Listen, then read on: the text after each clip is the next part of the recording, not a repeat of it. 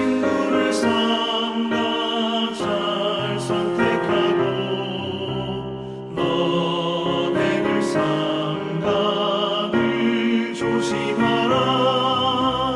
너 열심을 다해 늘 충성하고 온 정성을 다해 주 봉사하라. 우리 구주의 힘과 그의 위로를 빌라. 주님 내 편에 서서 항상 도우시리.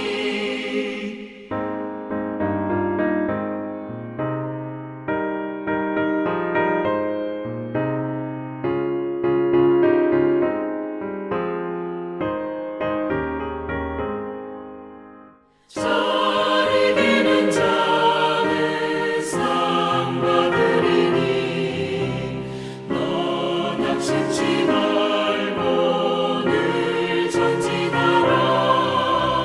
내 구세주 예수 힘 주시리니 주 예수를 믿어 늘 승리하라. 우리 구주의 힘과 그의 위로를 빌라. 주님 내 편에 서서 항상 도우시리.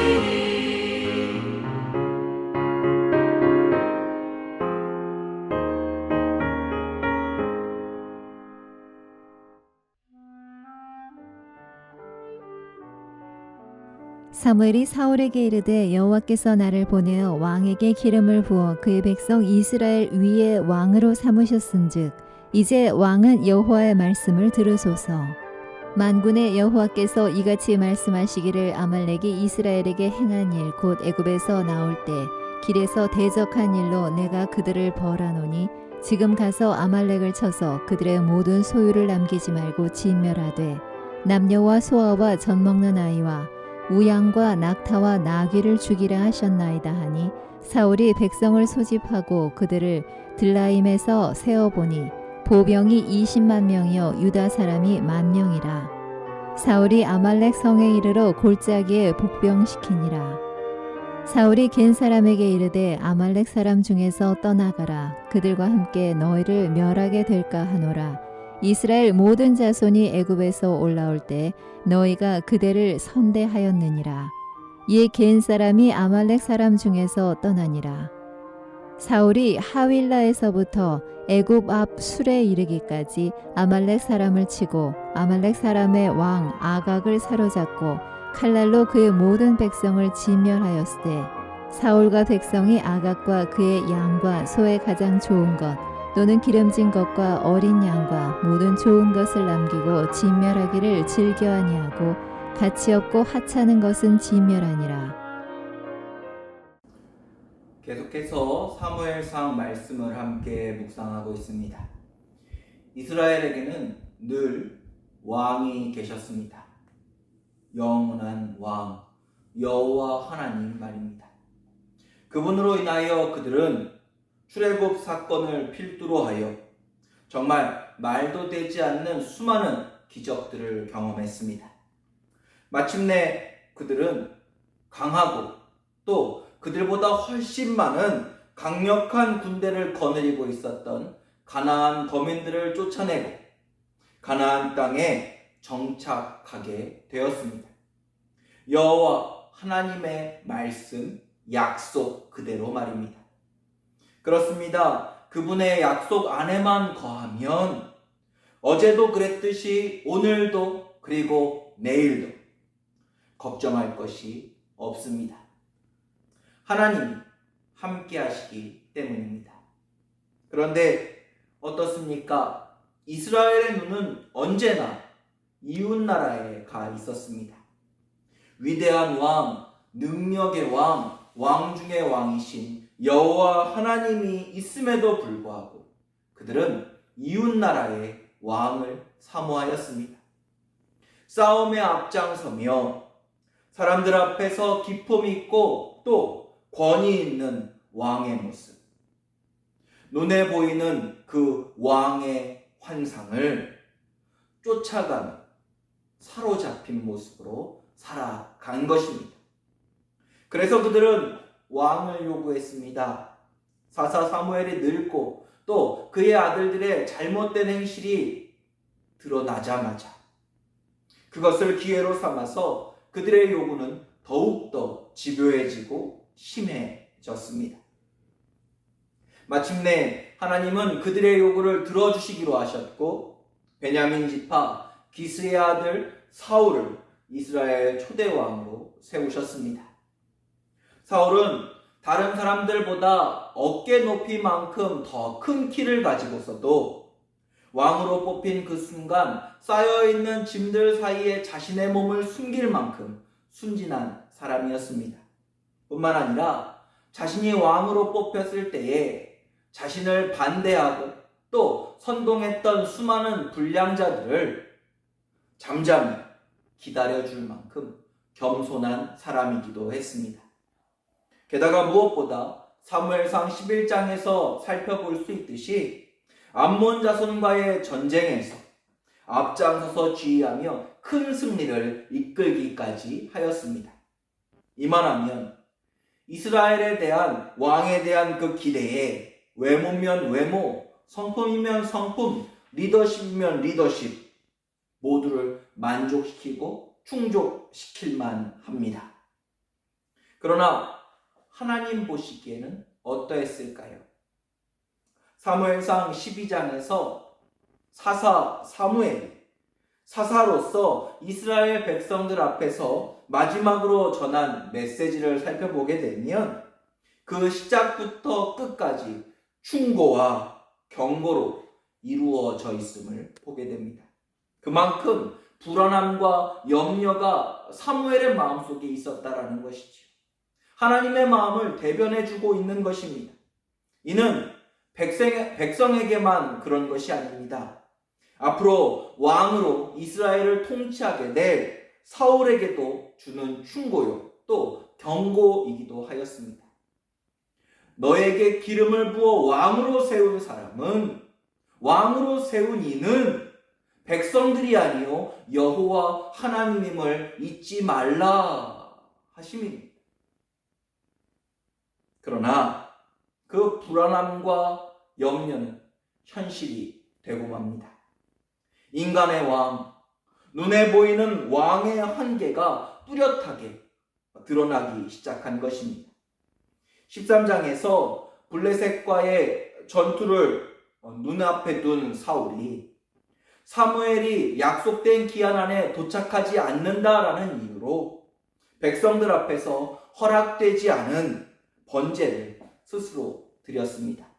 14장에서는 자기 마음대로 하나님께 서원을 하고 자기의 죄는 돌아보지 않고 오히려 모든 책임을 다른 사람에게서 찾으려고 하는 그러한 모습도 보여주고 있습니다.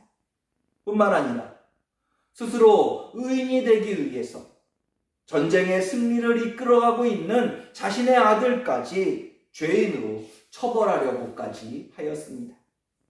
이 모든 일들이 사람의 필요에 의해서 왕이 된 사람의 한계였다라는 것입니다. 자유롭지 못합니다. 구속되어져 있습니다. 하나님보다 더 중요한 것이 있다라는 것입니다. 바로 백성들의 필요입니다. 백성들의 지지입니다. 하나님은 오늘 말씀에서 사울 왕에게 한 번 더 기회를 주고 계십니다. 아말렉과의 전쟁이 곧 시작될 것인데 그곳의 모든 소유를 하나도 남김없이 다 진멸하라 라는 것이 하나님의 명령이었습니다. 남녀와 소아와 젖먹는 아이와 우양과 낙타와 나귀를 죽이라 명령하십니다. 한마디로 그 땅 안에 거하는 그 모든 것은 어떠한 생명이든을 막론하고 어떠한 물건임을 막론하고 다 진멸하라 라는 것입니다. 그런데 사울은 이 하나님의 명령의 8절과 9절입니다. 아말렉 사람의 왕 아각을 사로잡고 칼날로 그의 모든 백성을 진멸하였을 때 사울과 백성이 아각과 그의 양과 소의 가장 좋은 것 또는 기름진 것과 어린 양과 모든 좋은 것을 남기고 진멸하기를 즐겨 아니하고 가치 없고 하찮은 것은 진멸하니라. 다시 한 번 더 사울은 하나님의 말씀에 불순종합니다. 그 진짜 이유가 24절에 이렇게 기록되어져 있습니다. 사울이 사무엘에게 이르되 내가 범죄하였나이다. 내가 여호와의 명령과 당신의 말씀을 어긴 것은 내가 백성을 두려워하여 그들의 말을 청종하였음이니이다. 사랑하는 성도 여러분, 사울이 왕이 될 수 있었던 이유는 사람들의 필요 때문이었습니다. 그러나 하나님께서 이를 허락하지 않으셨다면 그는 결코 왕이 될 수 없었다라는 사실을 우리는 잊어서는 안 되겠습니다. 이후의 통치 과정에서도 마찬가지입니다. 하나님이 도우시지 않으신다면 그는 결코 사람들의 필요를 채워줄 수 없는 존재였습니다. 전쟁이 하나님께 달려있고 일의 모든 결과가 하나님께 속해 있기 때문입니다. 무엇이 우선순위인지 잊어서는 안 된다라는 것입니다. 오늘 우리는 어떻습니까? 우리의 신앙은 어떻습니까? 하나님이 먼저입니까? 세상이 먼저입니까? 오늘 사울 왕의 일을 기억하시기 바랍니다.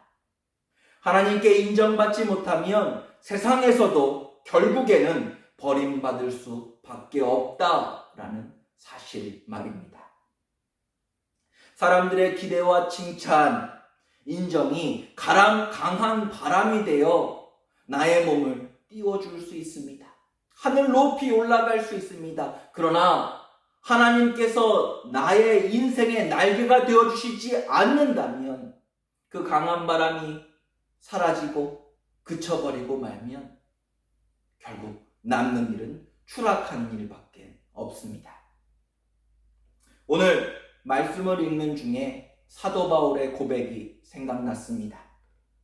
내가 사람들에게 좋게 하랴 하나님을 기쁘시게 하랴. 사람들에게 기쁨을 구하랴. 내가 그 지금까지 사람들의 기쁨을 구하였다면 내가 그리스도의 종이 아니니라. 하나님 안에 있는 자는 반드시 결실이 있습니다. 하나님이 지키시고 또 도우시기 때문입니다.